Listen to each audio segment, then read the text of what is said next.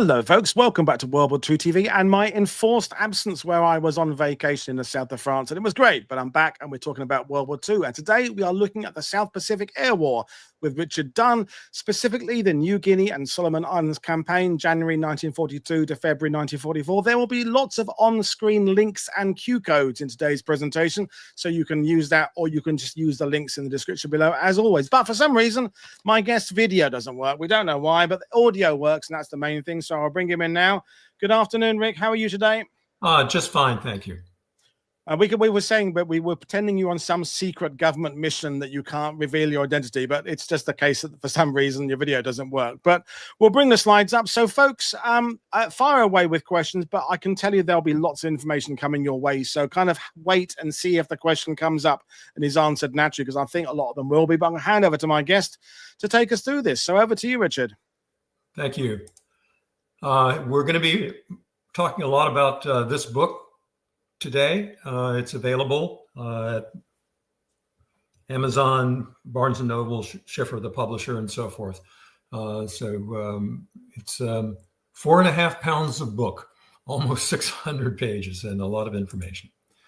This is something about me. I'm going to actually have a couple of slides about my relatives. This in the U.S., this is the week of our Veterans Day.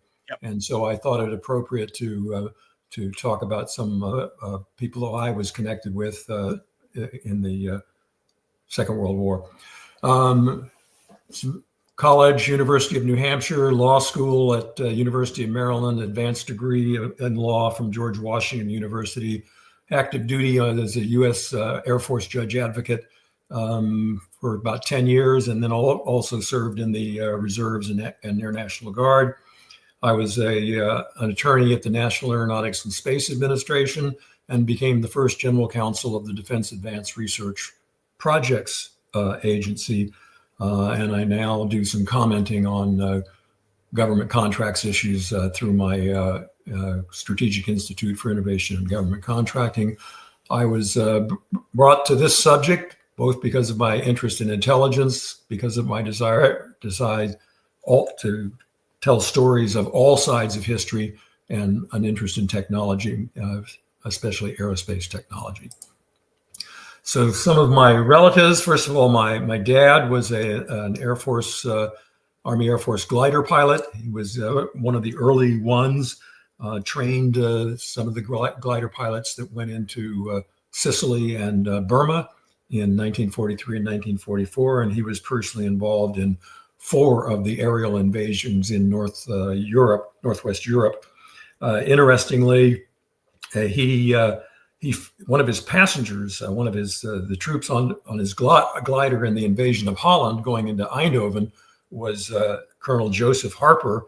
Those of you that don't remember the name, Colonel Harper, the commander of the 327th Glider Infantry, was the officer who delivered General McAuliffe's notes in the Battle of the Bulge, nuts, to the Germans. And my dad pulled him down out of machine gun fire in Holland and probably saved his life. This is an uncle, Chuck Dunn, who I never met because I was an infant at the time that he was killed in the Philippines.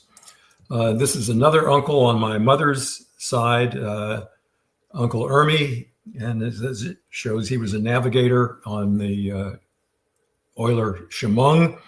And one of the interesting features of that is folks may know that Negroes in the Navy in World War II, at the beginning of World War II, were only mess attendants or cooks. And they weren't given combat billets for most part of the first year of the war. And most people don't believe or don't understand that Negroes actually rose to officer rank during World War II. And the communications officer on the Chemung was Carl Rowan. And Carl Rowan, for people who don't know it, became a very famous journalist and was seen on US TV and so forth. And he was a commissioned naval officer during World War II. Another thing about my uncle was the captain of the basketball team at the University of Maryland, but he was an electrical engineer major. And another aspect of World War II is that when the troops came back from World War II, who had been exposed to radar and sonar and early versions of the computer, they were teaching their EE professors electronics, because EE before the war was basically power transmission. So here's a picture of young Rick Dunn when he was in the Air Force. Those are F-4s on the runway at Homestead Air Force Base. My first active duty assignment, 31st TAC Fighter Wing. They had rotated back from Vietnam at that time.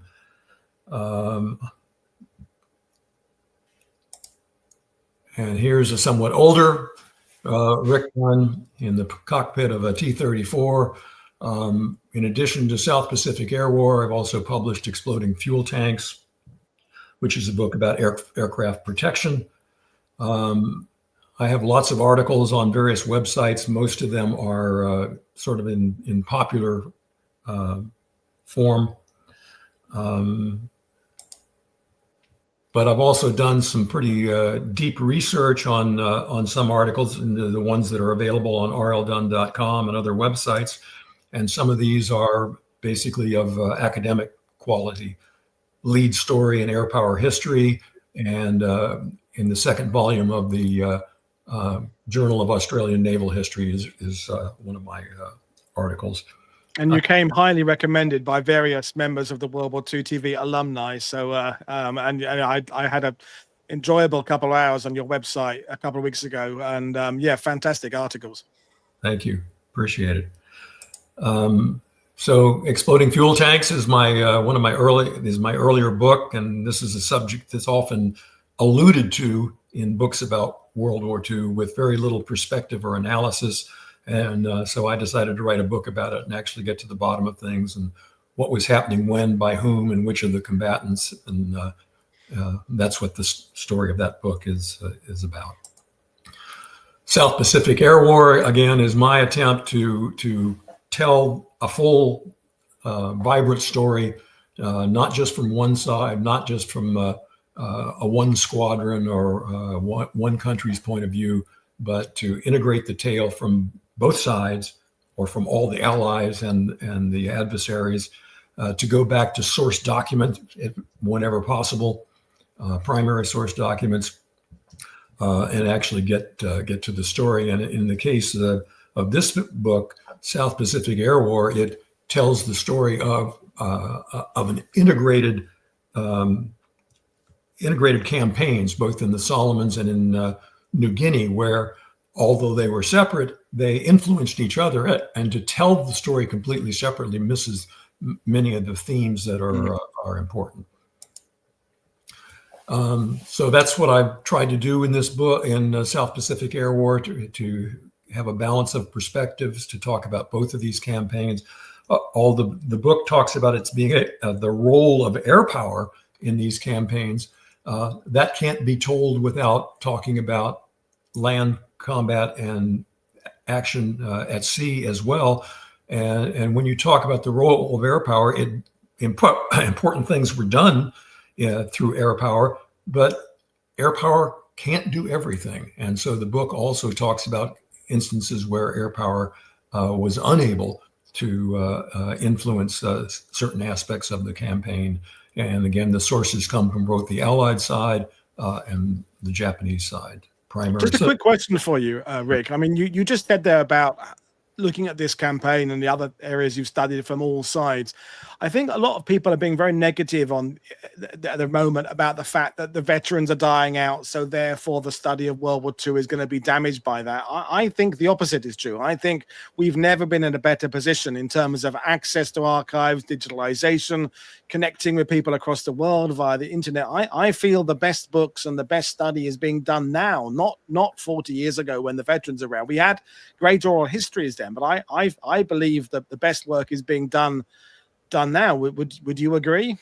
I think it can be done. I mean, for example, Glantz's work on the Soviet Union, he was able to get access to Soviet archives, which before we were almost blind in that area. And, God love them, the World War II veterans. But I mean, when I spoke to veterans, I found a lot of their memories were oblique or somewhat target. I don't want to say off target. They were influenced by what books that they had read about World War II. You know, they had their personal experiences, but their attitudes towards World War II were colored by post-war literature. And so when you speak to them, sometimes it wasn't just raw data from them. It was colored by things that they'd read. Okay, thank you. Anyway, for our listeners, our viewers, on the website for South Pacific Air War, there is an addendum that has some interesting information in it that's available whether or not you purchase the book. So here's the table of contents. I'm sure our viewers can see this and they get an idea. The book is sort of comes in parts, basically chronological in nature and dealing with both sides and issues that are integral to both sides, both the Solomons and the New Guinea campaign. And in addition to those chapters that I just showed you in the table of contents, there are some special studies within the book. Japanese Army air power was just coming into play as the book begins. And so I give a profile of the first Japanese Army Air Regiment to participate in these campaigns. I have a several pages long study of night fighters from each side, and also an in-depth study of skip bombing, or masthead bombing, as some people insist on calling it. So the book starts with a preference, and we deal with strategy and command issues and terrain issues that affected the campaign. Excuse me, the campaign. One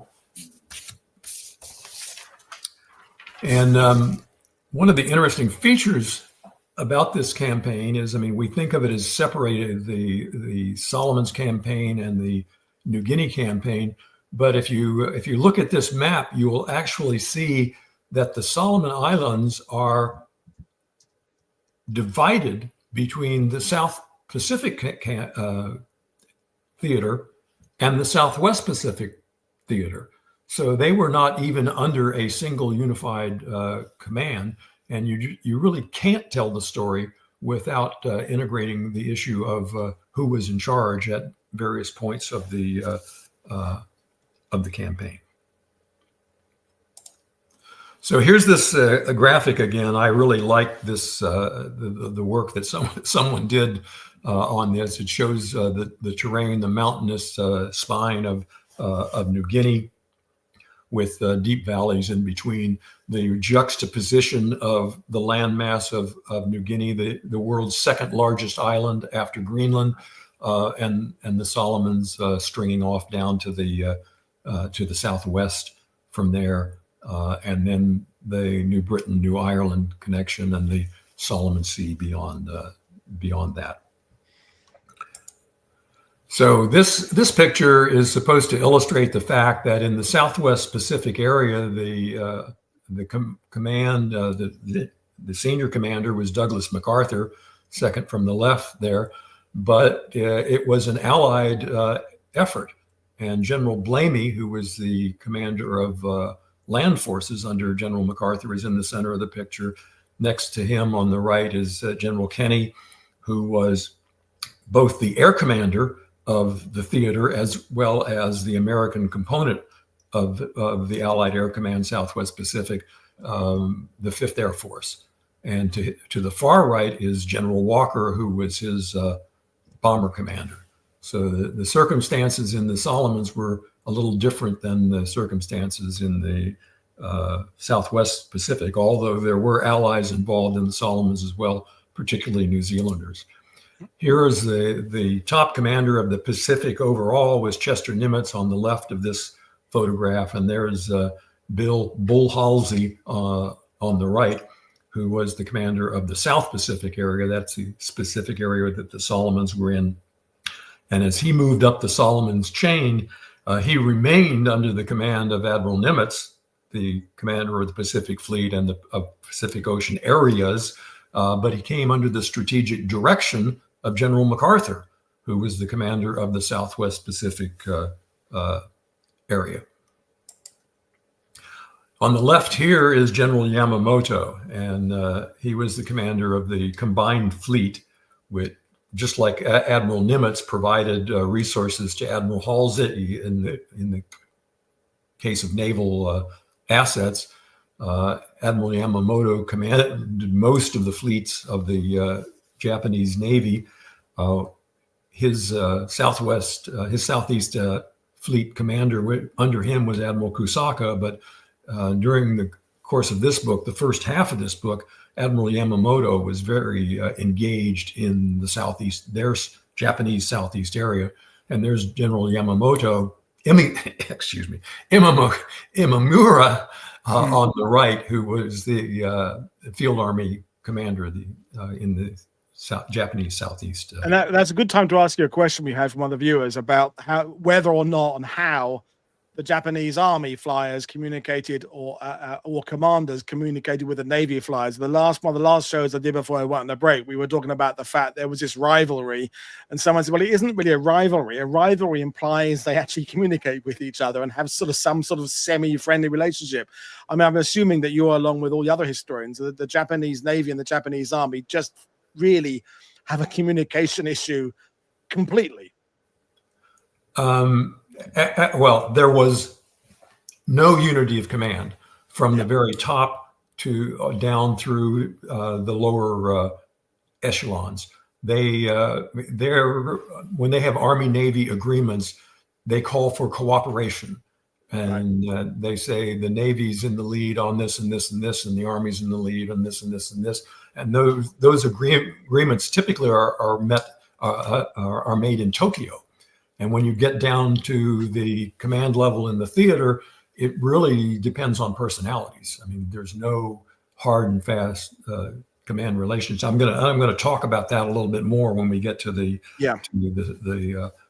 Solomons. But there are a few instances where the Army and Navy Air were working at the same time and sort of together, but mostly they were fighting different wars. Different aircraft, different training for the pilots. Quite frankly, the Army came to this theater very reluctantly. And their original objections were, hey, we're not built for operating over the ocean. And that theater down there has a lot of ocean around it. And, China and the southwestern area, resource area, it is where we're trained and what our aircraft are well suited for. But they, because of the fortunes of war, they ended up in our story in a big way. Thank you. So early 1943, for nearly 6 months of the end of 1942, land operations had been going on big time with the Marines in Guadalcanal and with mainly Australian troops in the Owen Stanley Mountains headed towards Buna. Early part of 1943, about at the beginning of our story in this book, the land operations sort of get out of the picture. The Japanese are driven away from Buna and basically retreat 100 miles up the coast. And the Japanese evacuate from Guadalcanal. And for several months, there's no real land operations in those theaters. Air operations continue apace, and there are various naval activities that are going on, and those are described in the book. This chapter is entitled The Ley Convoy, and it's really the first Ley Convoy. The Japanese have been driven out of the Buna area. They're retreating up towards the Ley area, and their main base at this point on New Guinea is Ley, but it's not very strongly garrisoned. And so they've got to get reinforcements in there, and they need to do it. They can they don't really have a lot of motorized landing craft, which they later use for transportation to a great extent. But they try to make one big reinforcement with a convoy of 5 ships and destroyer escorts. And I'll show you that map in a little more detail. And this takes place early in January of 1943. So we're just at the end of the Guadalcanal, ending of the Guadalcanal campaign. Buna is coming to an end, and the Japanese are trying to reinforce their main base at Lae in New Guinea to continue operations there. So the ships come down the course that you see. The 5th Air Force is well aware of that this is going on through signals intelligence, and they put together attacks, starting with an attack on the convoy while it's in Rabaul Harbor, and all the way around. And they keep on coming and coming and coming. And of course, the Japanese troops on the ship are undergoing this for days. But the Allies, the 5th Air Force, the Allies only sink 1 ship from the convoy on its entire trip from Rabaul to Lae, and that ship is sunk not by a 5th Air Force B-17 or B-25, but by a Royal Australian Air Force Catalina at night. And most of the ships get safely to Lae Harbor, and they start to unload their troops, and they continue to get pounded. And the troops are, disembarking under fire and so forth. And this has a big influence on what happened subsequently in the better known Battle of the Bismarck Sea, as well as in the land campaign around Wau in the highlands of New Guinea. Here's a Royal Australian Air Force Beaufighter in some of the rugged New Guinea terrain. And eventually those troops that reinforce Lae are organized into an assault force against the Australian position at Wau. And they proceed on a very difficult trek towards that area. And because of the terrain, the Allied air power has only a limited impact on the advancing Japanese, but the air power is displayed on the Allied side primarily by air transport, bringing an Australian brigade in over the Owen Stanley Mountains to reinforce Wau. And eventually the Japanese get to the vicinity of Wau, and there's not a whole lot of air support going on from the Allied side, except in one particular instance, Beaufighters happened to see the Japanese in a clearing and attack. And among the things they hit is a cache of ammunition that's in a native hut that blows up and happens to kill and disable a large number of Japanese who are closing in on the Wau airfield. Anyway, I have to go in. I feel like the book needed to go into that part of the land campaign and show both the strength of air power in air transport, but its limitations in close air support in the kind of terrain that was being fought there. And here's a picture of the Battle of the Bismarck Sea, which is the second Lae convoy. And the whole story, as I said, there's a special study in the book about skip bombing or masthead bombing and the technologies that were imposed. They modified the B-25s. They had to modify fuses for the bombs in order to use them in the way that they did. So that story is told in the book as well. And during the course of the Battle of the Bismarck Sea, Japanese Army and Navy fighters were both involved in the air cover. And these are 2 Japanese Army fighters that had been temporarily operating from Malahang, which is a airstrip near Lae. And again, where Australian Beaufighters were able to take a toll of their aircraft when they were on the ground. Here's a picture of Richard Bong, who became America's top ace. He's in the cockpit of a P-38 P-38 was first introduced to combat just as this book begins, in combat in the Pacific in December 1943.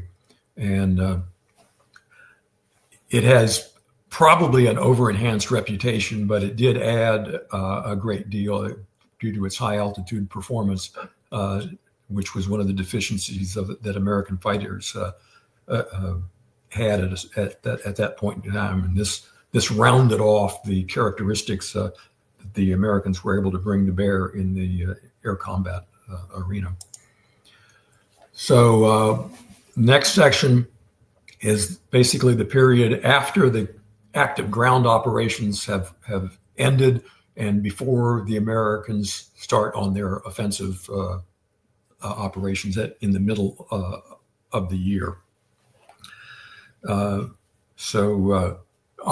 Cartwheel is the name of the American offensive operations that began in New Georgia and at Nassau Bay.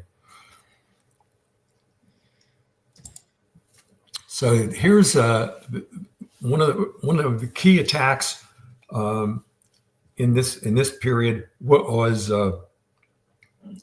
Operation A? IGO, it's referred to in a lot of publications. So this is on the left is a rundown of the Japanese carrier air groups that were brought into the area, and also the mission track on a big raid on Guadalcanal, 7th April 1943. And that raid caused some serious damage, sank an oiler, a destroyer, a New Zealand corvette, damaged a number of cargo ships, and there were air battles all over the place. And there's a very long chapter on that. This is James Sweat, who was one of the Marine pilots that was involved in that combat. And I have his picture here because he claimed 7 victories and received the Medal of Honor for that operation. And the book actually has 4+ pages on analyzing claims of both the Americans and the Japanese in this particular air battle. And Sweat, as I said, was claimed 4 victories, received the Medal of Honor. Later, he was in the campaign later. In July, he was actually shot down, and he was in combat as late as November 1943, and was credited in total with 15.5 victories. In addition to that big raid, which was probably the largest on Guadalcanal, there was a raid on the 16th of June, which the American histories called the Big Raid.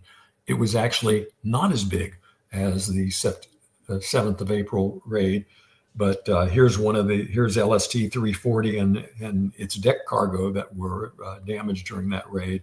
And this is one of the actions where the overclaiming was just almost ridiculous. And I go into that in some detail. Just a quick question for you, Rich. Do you think that press interest there was at the time, the so-called race of aces, affected how history recorded the actual details of these events? Is that in that there was this, it kind of goes into that, so that German ace territory of it being sort of the propaganda story becomes more important than the actual air campaign story. So do you think it's been a bit damaging in terms of getting quality assessments of exactly what the air tallies were?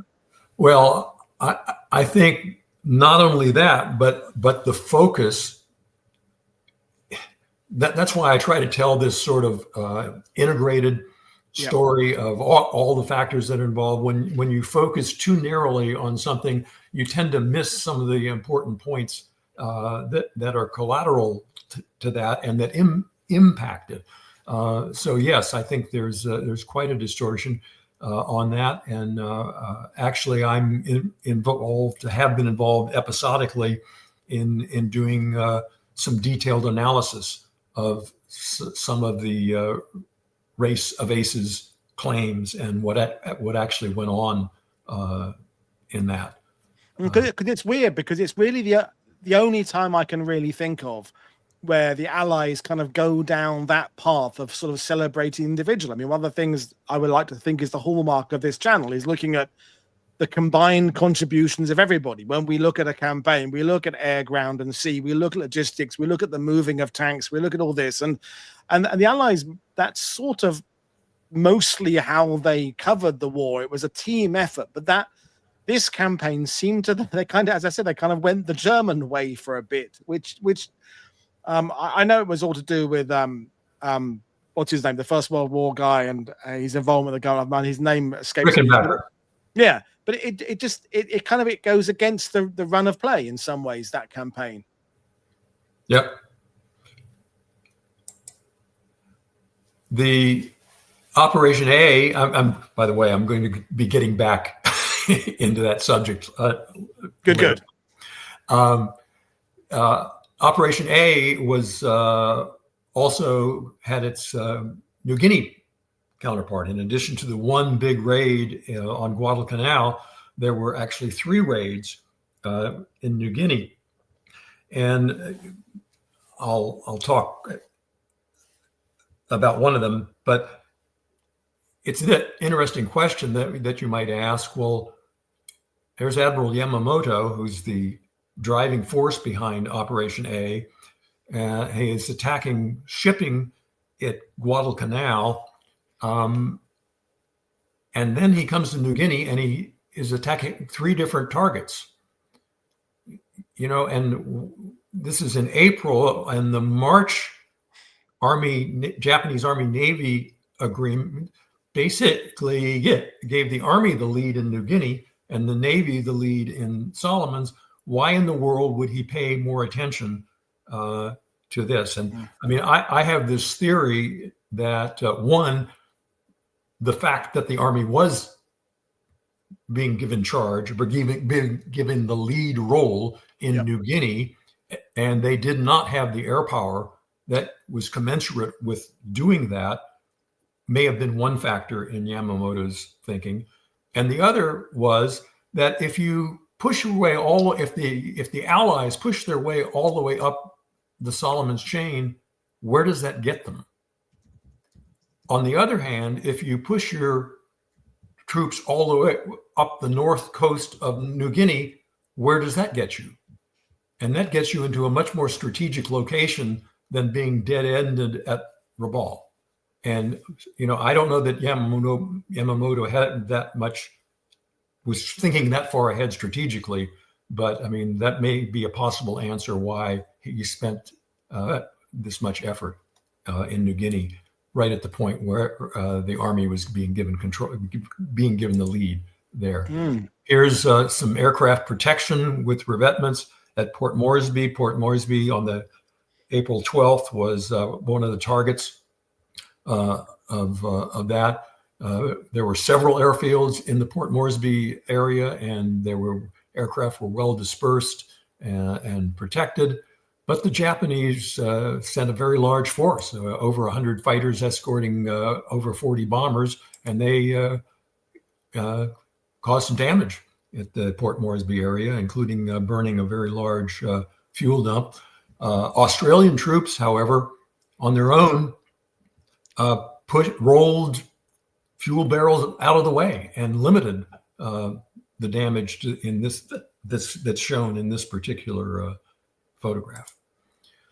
So eventually, at the middle of the year in 1943, the Allies go over to the offensive, both in New Guinea and in the Solomons. And New Georgia was the first they landed on Rendova, the island to the south there, but the target was the Munda airfield area in New Georgia. They after the original landing on Rendova, they landed at an area several miles away from Munda. I mean, not a long distance, except that it was covered with jungle and difficult terrain, and it took them well over a month to move forward there. And Meanwhile, air and naval action is going on. Heavy losses are being suffered on both sides. For a brief while, to get back to your earlier question, for a brief while, the Navy asked the Army to come in, and the Army mounted 2 raids in support of this. One of them was very successful, and the other one, they suffered very heavy losses, and they decided that they didn't need to help the Navy out in the Solomons. Here's a picture of the crew of PT-109, and this isn't exactly the race of aces type of issue, but it is a case where history sort of gets a little bit distorted. People in the U.S. didn't hear much about PT-109 until the captain of the boat ran for president of the United States. And then suddenly we had books, motion pictures, articles, and all sorts of reminiscences about PT-109. And it's, if people don't know the number of any other PT boat, they know the number of PT-109. Well, what my book does is it tells the other side of the story. And nobody in the U.S., hardly anybody in the U.S. in 1943 would have known of John Kennedy and PT-109. However, the captain of the Amagiri, the destroyer that cut PT-109 in half, Kohei Hanami, was celebrated in Japanese newspapers. And one of the stories says, Nippon destroyer rams foe warship. And another story said, feat unparalleled in the annals of naval history. And here's a quote from, again, this is an English language Japanese newspaper. Lookout barked, torpedo boat forward off port. Simultaneously, the commander and others on the bridge saw 3 black shadows about to cross their bow and head for the comrade ships. They were XX meters off. There was no time for gun action. If the enemy should release torpedoes against the unaware comrade ships, they would have no chance. The commander made up his mind. Charge! This order, probably never heard before, given in modern naval warfare, was made. The helm was turned. The destroyer plowed full speed into the nearest torpedo boat. Again, these were front page stories, 2 different English language newspapers of the Japanese. And they actually were worthwhile stories. They didn't give the full details. There were 4 Japanese destroyers. The Amagiri was in charge. 3 other destroyers were filled with troops and supplies. The Americans knew they were coming because of intelligence.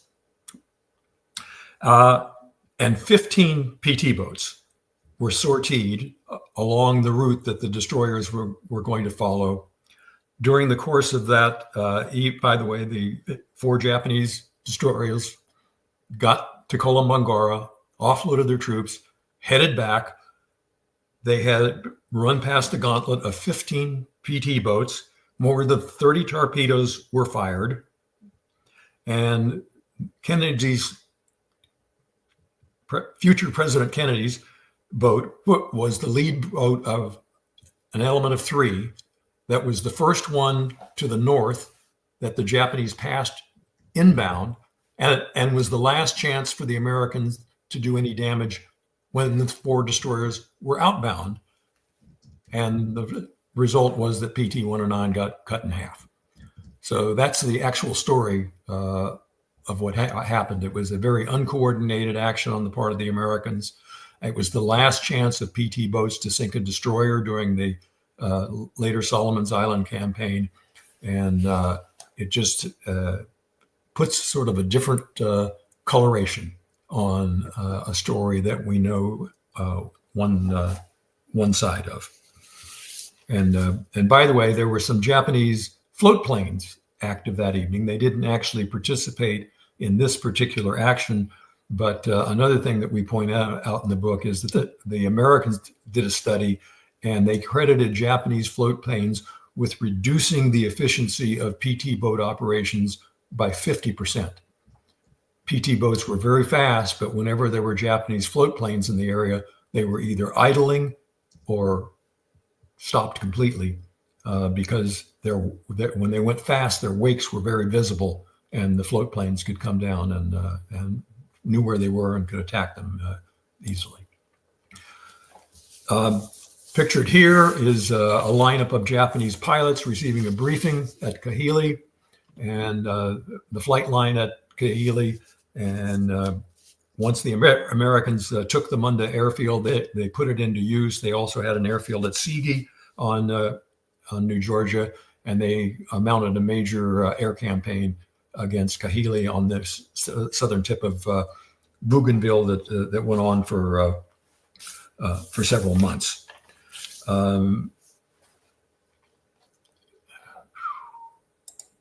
This is Ken Walsh. He was a Marine pilot, and the Marines played a very large role in the air war over the Solomons. They had a superior fighter called the F4U-1 Corsair, and Walsh was one of the pilots of VMF 124, the first Corsair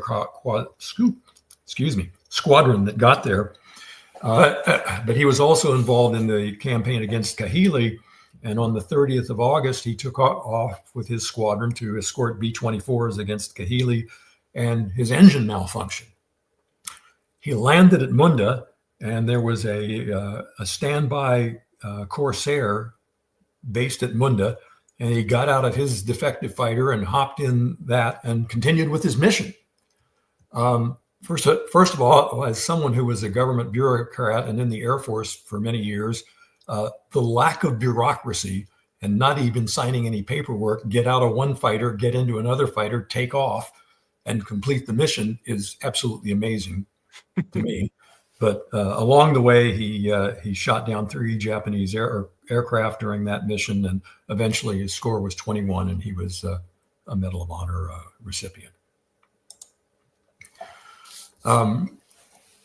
So we get to the point where the Allies have started their invasions. They've taken over New Georgia, and then Reynolds Island, and Bella Lavella, and other islands beneath, south of Bougainville.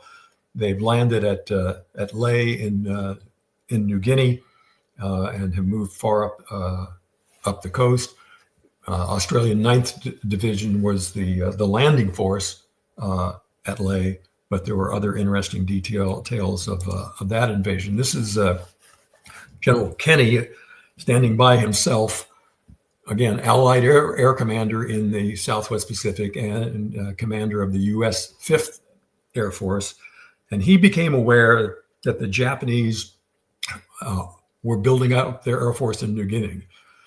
Originally, the Japanese force there was the 6th Flying Division, which had 2 fighter regiments and a bomber regiment, some reconnaissance planes, and so forth. And as the war wore on, the Japanese army realized it had lead responsibility in New Guinea, and it needed to beef up its air force. And it created an air army, the 4th Kokugun, consisting both of the 6th Flying Division and part of the 7th Flying Division. And during June and July, the Japanese strength was increasing. U.S. photo intelligence as well as signals intelligence saw this. Kenny became aware of it. He didn't want the Japanese that strong on his back door. And so he had a plan for doing something about that. And it involved the fact that they had taken an airfield on the northern slopes of the Owen Stanley Mountains called Tsili Tsili, which allowed them to base fighters closer to the main Japanese base area at Wewak. In addition to that, we had those modified B-25s that were used at Bismarck Sea, and by putting a gasoline tank in the bomb bay, they could reach Wewak as well. So he had heavy bombers to attack at night. He had fighter escorts flying from Tsili Tsili and B-25s that could attack the grounded aircraft. So off they went. And on the 18th of August, actually the 17th, they started with a night raid, and the night raid isn't covered very well in most histories. It was actually knocked out a number of aircraft.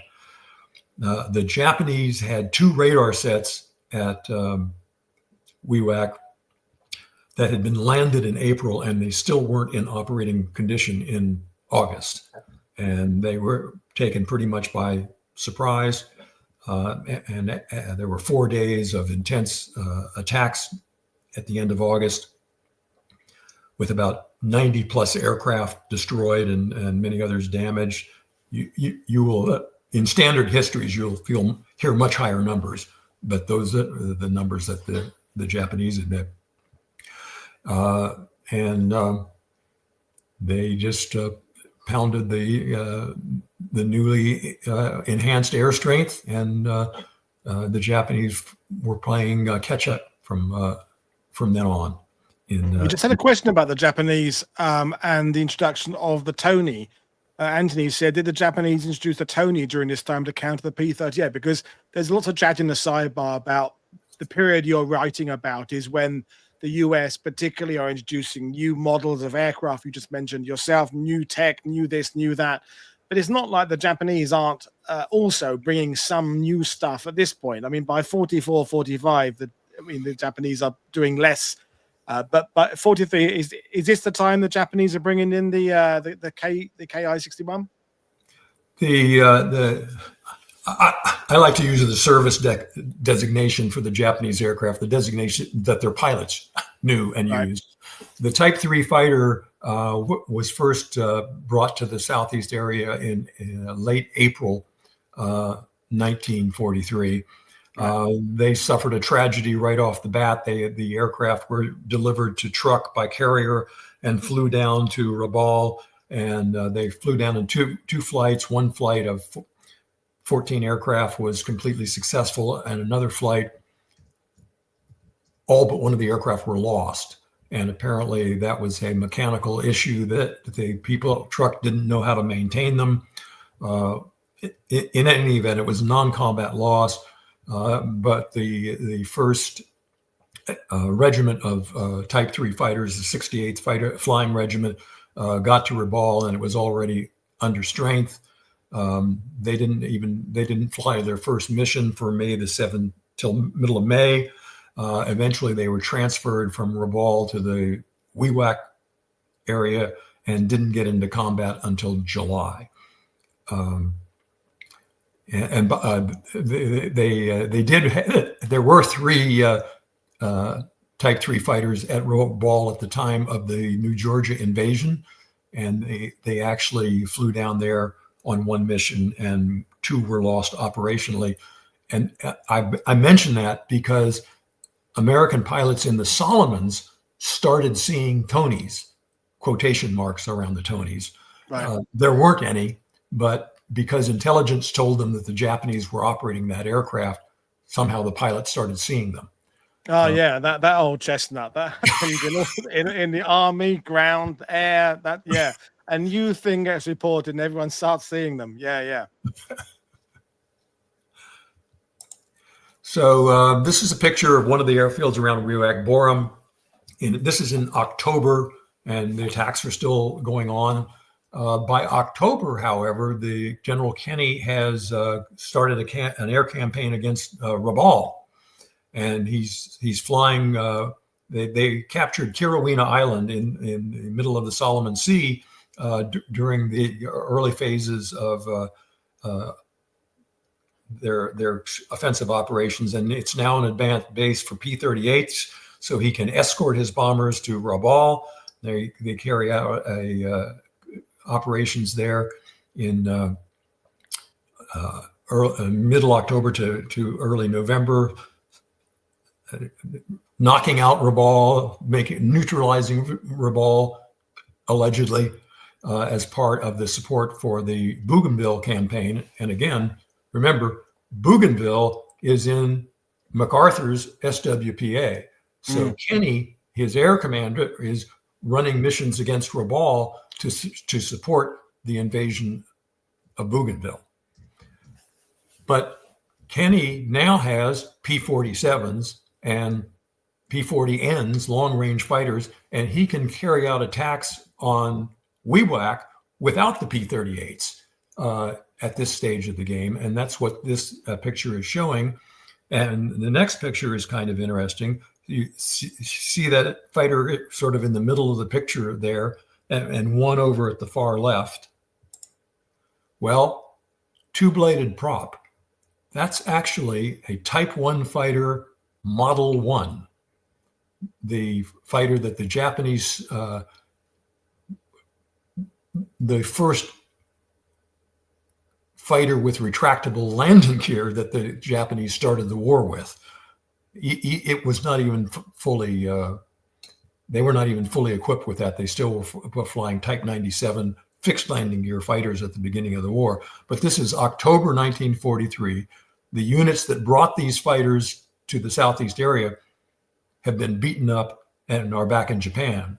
But some of the airplanes still are around, and they're being operated by the 13th Flying Regiment because it has lost a lot of its twin engine Type 2 two-seat fighters, which the Allies called Nick. So the Model 1 Oscars are still in operation as late as October of 1943. So part of the Leh invasion was the aerial invasion of Nadzab to the west of Leh, where the U.S. 503rd Parachute Infantry Regiment was dropped. And these are some C-47s assigned to the 54th Troop Carrier Wing. And you can see the shadows, how low they are to the ground, and the parachutes behind. This was the very first airborne operation in the Pacific, and it blocked the Japanese retreat to the west. And in fact, these C-47s, after this parachute drop, started ferrying the Australian 7th Division from Tsili Tsili into the newly developed landing ground at Nadzab, and they began an offensive towards Leh from Nadzab, and the Japanese were in a tough spot. So we now have the Allies poised to move to Bougainville and the Solomons, to move. They've captured Leh. They're moving across the Huon Peninsula. They're moving up the valley, inland valley of New Guinea, and the situation is turning poorly for the Japanese at this stage of the game.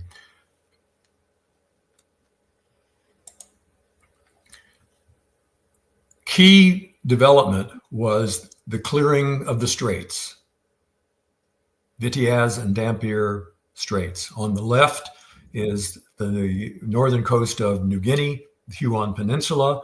On the right is the western coast of New Britain, which the Japanese had occupied these areas back in December 1942, while the Buna campaign was still in progress. And this is the area that in Samuel Eliot Morrison's Naval History of World War II, this area stretching from the Huon Peninsula across New Britain to New Ireland is what he called the Bismarck Barrier. And this is really the land masses that could stop the Allies from moving up the coast of New Guinea and being in a position to jump forward to the Philippines. So in December 1943, the Allies landed at Araway on the south coast, and then late in December, they landed at Cape Gloucester, and the troops that landed there were the 1st Marine Division. They had been relieved from Guadalcanal. They were the first that landed on Guadalcanal. They had been relieved. They had been rehabilitated in New Zealand. And this was their first military operation since the Guadalcanal campaign. Army troops landed at Sidor on the north coast of New Guinea. Australian troops were inland, pushing the Japanese back up through river valleys on the other side of the mountains. And the Allies had just broken open access to the Bismarck Sea. Here's another one of those race of aces guys, Boyington with his boys. And Gregory Boyington, also a Medal of Honor winner, was involved in the air campaign against Rabaul that was run from the South Pacific forces in December 43 to February 1944.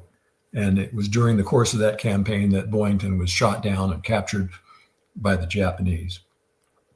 And this is a case of a guy who not only made mistakes in claims, but who was an outright liar.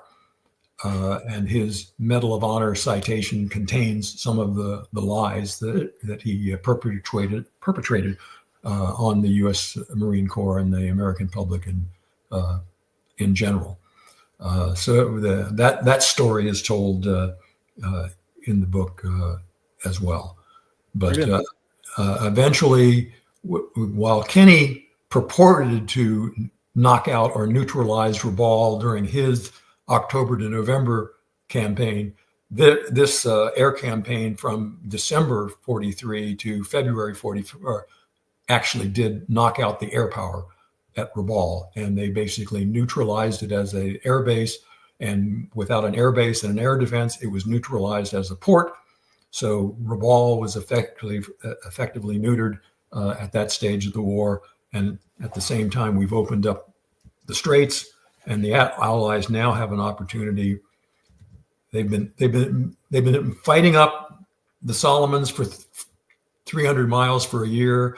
They've been fighting up the New Guinea coast 300 miles for a year.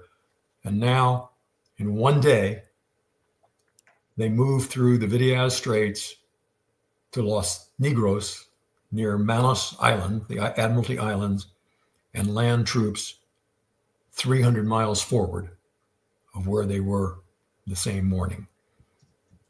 And the effect of that, along with the air campaign at Rabaul, is to basically just put the Japanese into a defensive mode on New Britain and Rabaul.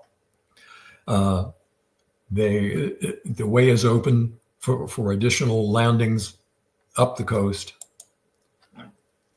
The arrow that says 29 February, that's the leap to Los Negros. And in the next succeeding months, whereas it took a year to move 300 miles up the Solomons and 300 miles up the coast of New Guinea, in 6 months, they're at the western tip of New Guinea and basically directly south of the Philippines. So the whole texture of the war has changed. And that's basically the story of this book, how we got to this point. And there we are. There are the details again to get it. So a fantastic presentation, Rick. We've got a few questions that came in during it. First one is from Brian. Is what is your next book? I mean, read this one first, Brian, but give Rick a bit of a break. But obviously, when you get into the kind of the weeds that you do, Rick, and you've done all the analysis and your articles. I mean, it suggests that once you've started to find stuff, you could carry on. So, do you have plans to carry on?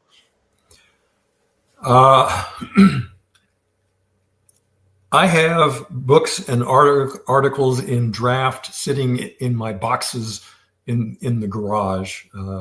Quite frankly, when Phil Bradley, yep, he wrote a review of this of my book, and actually he visited me Well, he visited me just several weeks ago, but he visited me a couple of years ago when I was living in Maryland. And anyway, the review of his book started off. When I first met Rick Dunn in 2011, he was already working on this book. So I don't think I'm going to have any book near this size available in the near future. Okay, so we're just refining and expanding and new research and new analysis. I mean, if John Parshall's been working on his latest book for 13 years, I mean, it's there's plenty of time. But thanks for answering the question there. There were quite a few comments in the sidebar earlier on about Japanese losses broadly in the Solomon Islands and New Guinea, and saying that actually here's a representative comment from Skeptical Observer that the Japanese aircrew losses at Midway weren't that big. So that when people study the Pacific campaign and they're looking particularly at the naval and aviation aspect, Midway looms large. Clearly, you're a Solomon Islands and New Guinea person. And it's your book obviously expands this, but it was a major killing ground of the Japanese, wasn't it, over the course of this, both by air, in the air, and on sea? Yes, and in fact, one of the things I'll harken back to people who won another book in Exploding Fuel Tanks. Yep. In that book, I look at the issues, some of the same combats that are covered in this book. And one of the issues is that in the combats, the aircraft losses are basically equal, but the pilot losses among the Japanese are much higher. Yeah. And that has to do in part with the protective features of the aircraft. Yeah. And that which leads us to a well predicted to another question there, again from a Skeptical Observer, about comparative non-combat losses, because you kind of touched on it there, and we've talked about other World War II TV shows. The Allies broadly have a better kind of air-sea rescue system. They've got better kind of search and they've got better survival things. They've got better the airframes, potentially better firefighting systems. Is there data available on non-combat losses between the two sides in this campaign? Well, I mean, there's work that goes all the way back to the Strategic Bombing Survey, where some of the interviews of Japanese officials address exactly that point. The data may be less than fully satisfying, but there is a collection of data that addresses that, and we can hone in on that. I mean, in the Japanese Navy, the mission reports were called Koda Choso shows, and the Japanese Army basically did a very good job after the war destroying most of their mission records. Japanese navies are preserved, and you can see whether the casualty was considered jipaku, seen to crash, or failed to return, or aircraft heavily damaged, pilot seriously injured, minor damage, minor injury. I mean, it's set up in a column. I mean, even if you don't read Japanese, if you understand how the Koda show is set up, you can see what their casualties were, and usually the American side is pretty open. There's kind of a phony thing in the South Pacific, however. They had, in addition to combat losses, which usually show up in standard histories, they had a category called combat operational loss, which was not reported to the in their public relations. When they said what their losses were, they gave combat losses, but not combat operational losses. Right. Well, what a combat operational loss is is an aircraft that's on a combat mission and doesn't return to base. However, it may not return to base. It may be lost in a way that the enemy wouldn't know about it because it ditched halfway back, Right. or it crash landed and was destroyed on landing, or for some other reason that a normal person would consider it a combat loss. But for their statistic, it was combat operational, and again, just doesn't show up in most histories. And I've tried to penetrate beyond that and say, yeah, the guy got back, but his airplane was a write-off. The reader can decide for themselves how to, stack that up as a statistical comparison. Okay, thank you. Terry asked very early on, do you cover anti-aircraft in the book? I assume Yes. that means ground-based as opposed to ship-based. Yes, in certain instances in Guadalcanal, there's some pretty good records that the Marines kept, and they have their claims, and they also, if one of their searchlights or anti-aircraft guns was hit, you also have that data. So yes, there is some coverage of anti-aircraft losses. And it also goes back to the issue, as I said, I have a special study on night fighters. Yeah. And the night fighters, there was a real issue between where the AA operated and where the night fighter operated, and how they kept them apart and so on and so forth. So I cover it in that context. Okay, thank you. You mentioned skip bombing and things like that early on, but a couple of people asked about the Royal Australian Air Force and the Royal New Zealand Air Force, both really not so much about the stories of what they did, but how did they integrate into the command structure. So Ian said, how was the Royal Australian Air Force integrated into the command structure? And Scott said, can Richard talk about the contribution of the Royal New Zealand Air Force and land-based US Navy Air? So there's a lot of different flying elements there. So let's tackle the non-US forces first. But I mean, we had Ben Kite on a few years ago who did a lot of work in the Royal Australian Air Force in that part of the world. But how did they fit in terms of command? Are they flying with their own commanders and their own theater-based intelligence, or are they coming under the American wing? In New Guinea, number 9 operational group was assigned to the 5th Air Force. Right. And so it participated in the Battle of the Bismarck Sea, for example, and you have the quotation of the order coming down from 5th Air Force, and they participated in the practice run, if you will, and the order that came down to them on the day of the operation, said the same way you did it in practice. Right. So there were several squadrons assigned to the number 9 operational group under command of the 5th Air Force. Then there was the RAAF command, which was separate. It was under Kenny, as in his context as commander of the Allied Air Forces, Southwest Pacific area. But other than that, it was entirely under RAAF command. Out in northwestern Australia, in the Darwin area, it was basically an Australian show where they had New Zealand B-25 Mitchells that were also out there, and a US B-24 group.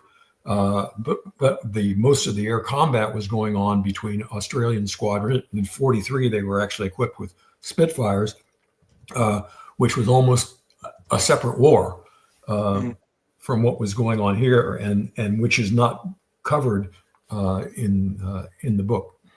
And the New Zealanders played a role. And in fact, in the night fighter area, the first Japanese night fighter kill in the Solomons was actually a New Zealand Hudson that was flying an air patrol. So I do try to cover Allied operations as they were a part of what I'm addressing in the book. Okay. Dennis asked about the meaningful contribution of coast watchers, because I'm an ETO guy. We have to be, you talk about aerial reconnaissance, we talk about naval intelligence, ultra code breaking, etc., etc., etc. With the Solomons and New Guinea, there are coast watchers there, and it's sort of it's an important story, an Australian story primarily, kind of romanticized slightly. But from your point of view, do they have a meaningful impact on the campaign? Target identification, damage assessment, rescuing down pilots is Dennis's question. Yes, but it depends on the time frame. Coast watchers were very critical during the Guadalcanal campaign because they help give early warning of air attacks, and they also could observe shipping operations at an early stage of the game. As the war moved up the Solomon Island chain, and as more Japanese troops were in the area, the Coast Watch,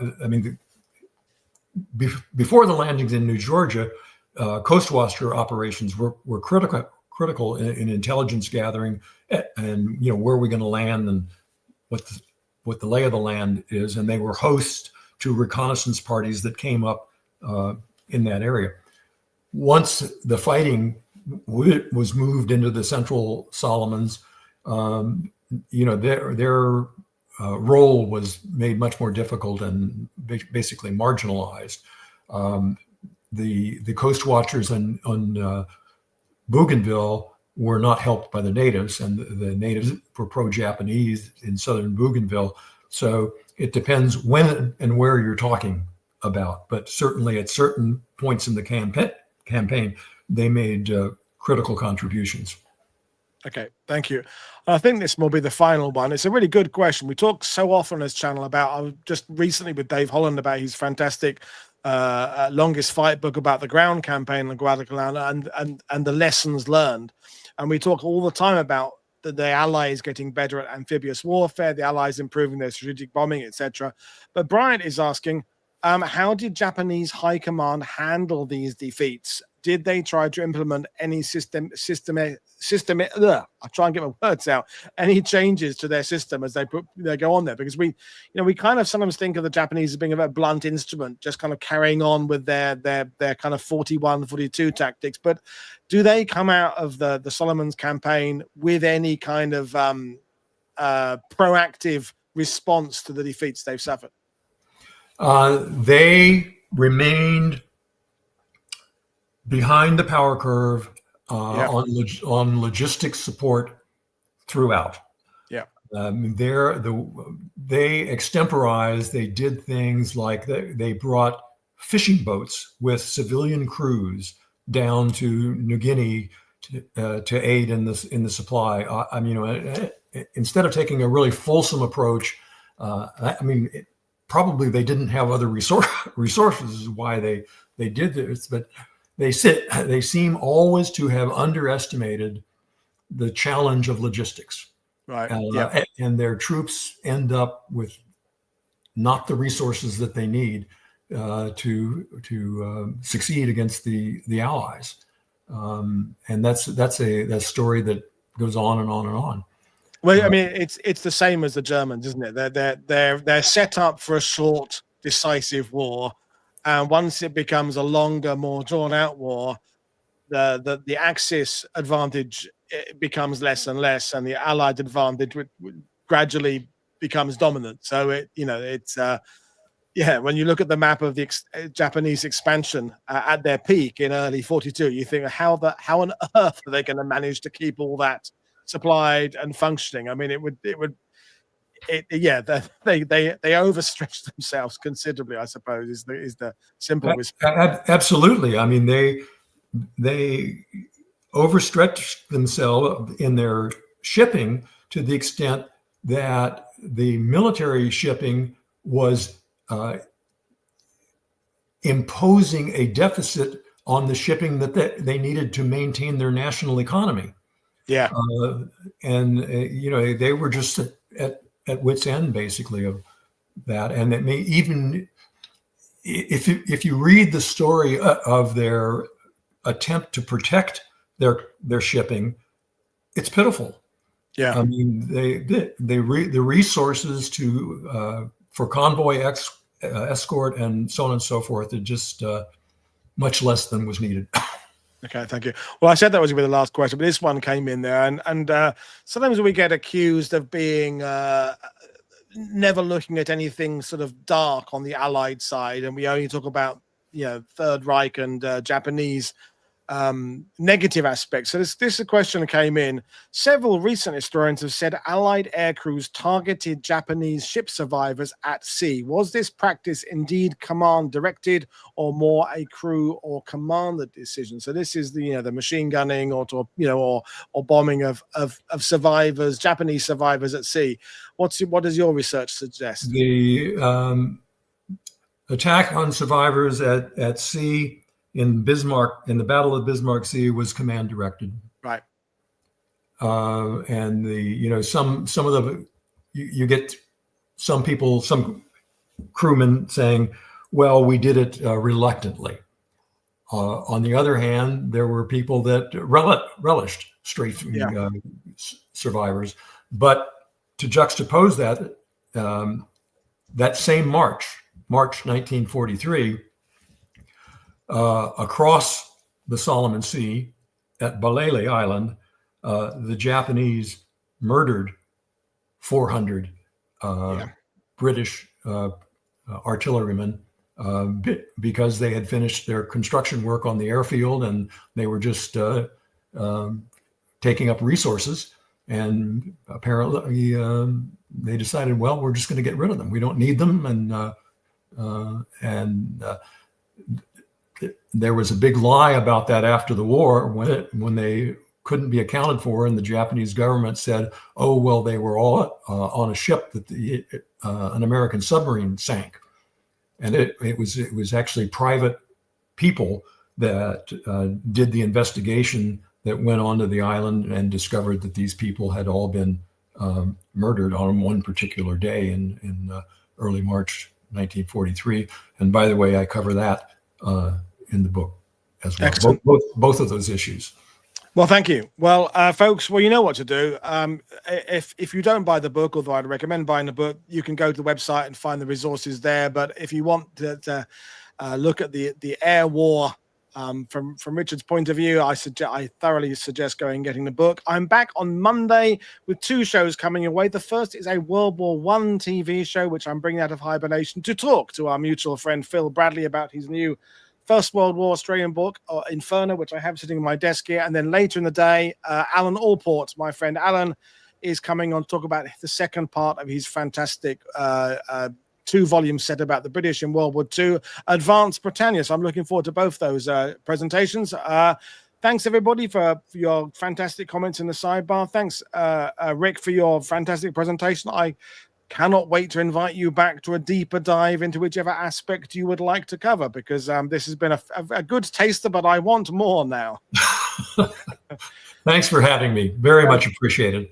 Brilliant stuff. So, folks, enjoy your weekend. Thanks, as always. Don't forget to click like and subscribe, buy my guest books, visit their websites, read their blogs, etc., so they keep on producing more history. I will see you all after weekend. Cheers, everybody. Bye.